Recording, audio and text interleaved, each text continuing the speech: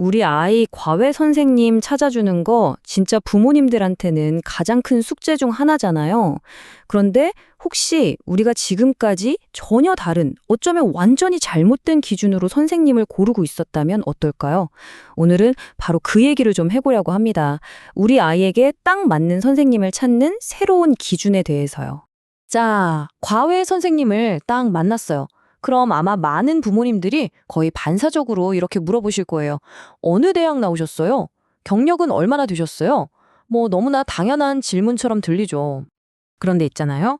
바로 이 당연해 보이는 질문들이 사실은 가장 흔하면서도 가장 비싼 대가를 치르게 하는 실수의 시작점이라는 겁니다. 정말 놀랍게도 이런 스펙만 보고 선생님을 고르는 건 실패로 이어질 확률이 굉장히 높아요. 아니, 왜 그럴까요? 자, 여기 저울이 하나 있다고 상상해 보세요. 한쪽에는 선생님의 화려한 실력이, 다른 한쪽에는 우리 아이와의 궁합이 놓여 있어요. 보세요, 저울이 어디로 기울죠? 네, 바로 궁합 쪽으로 확 기울어져 있죠?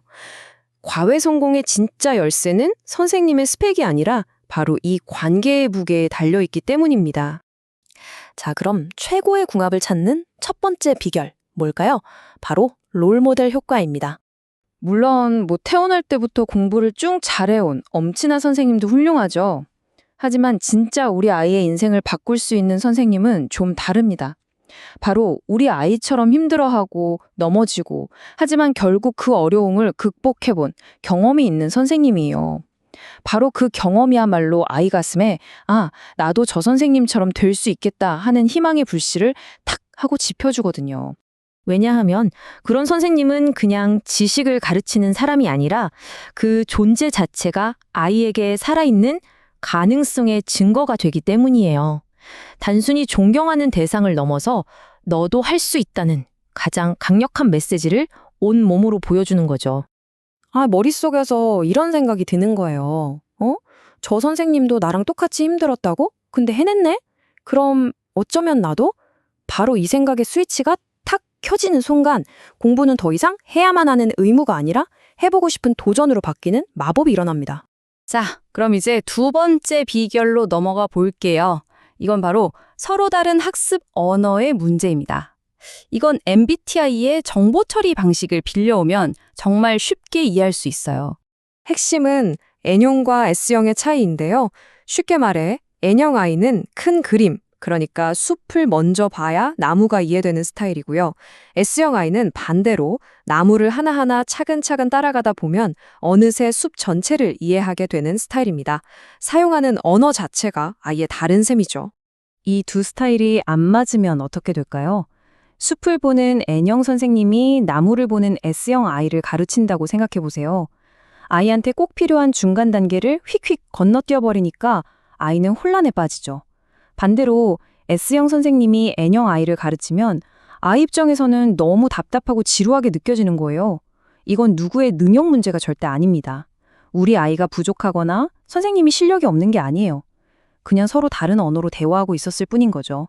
세 번째 열쇠는 우리 아이의 그 특별한 호기심을 이해하는 겁니다. 특히 모든 것에 왜? 라는 질문을 던지는 그런 탐구형 아이들에게는 이게 정말 중요해요. 꼭 원리를 알아야 직성이 풀리는 아이들이 있잖아요. 그런데 이런 아이에게 선생님이 시간이 없다는 이유로 이건 그냥 외워 라고 말해버린다면 과연 어떤 일이 벌어질까요? 그냥 학습 속도가 좀 느려지는 수준이 아니에요.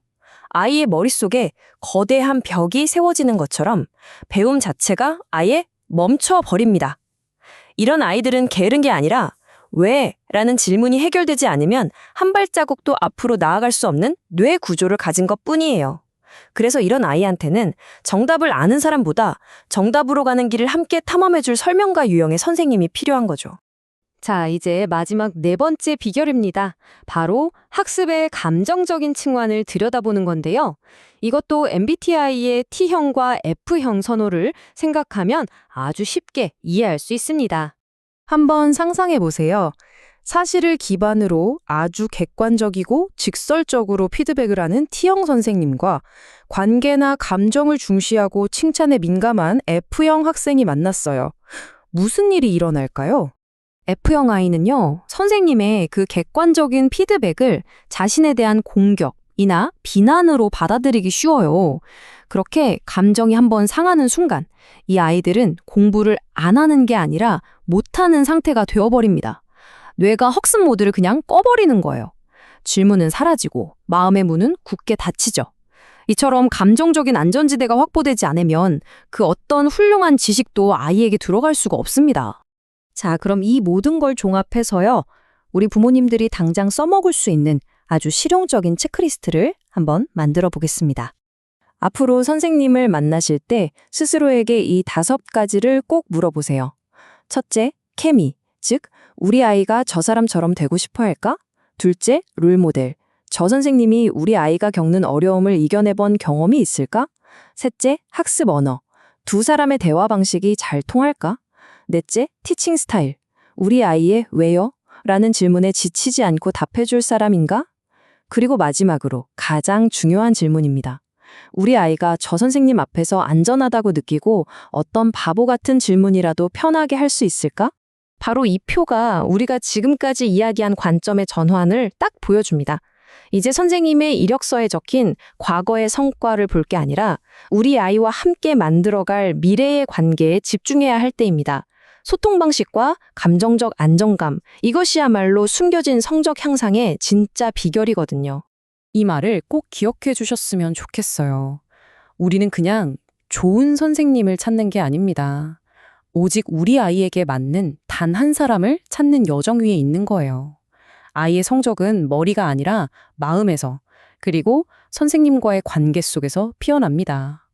그 관계를 찾아주는 것, 어쩌면 그게 부모님이 해줄 수 있는 최고의 지원일지도 모릅니다.